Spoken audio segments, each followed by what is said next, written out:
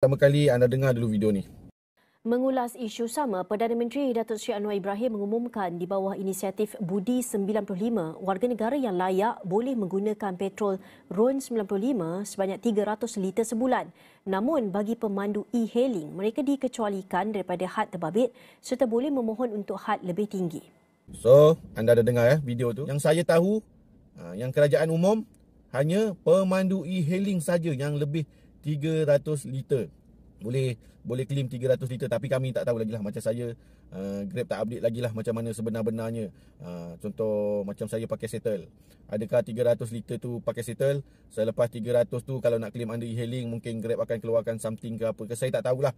Saya tak tahu. So, tapi buat masa sekarang hanya pemandu e-hailing saja yang boleh lebih 300 liter subsidi RON 95. Buat masa sekarang lah. Lepas ni kalau ada PM umum lain saya tak tahulah. Tapi hari ni 1 hari bulan 10 ni, hari ni saya cerita, memang tak ada lagi pekerjaan yang boleh claim 300 liter lebih. Hanya pemandu e-hailing saja yang boleh claim 300 liter ke atas. Cuma belum tahu lagi lah cara-cara dia. Tapi PM yang umum, bukan dengar ketua kampung umum, tak, PM yang umum. So, banyak saya tengok video-video yang bercerita tentang kerjaya mereka lah.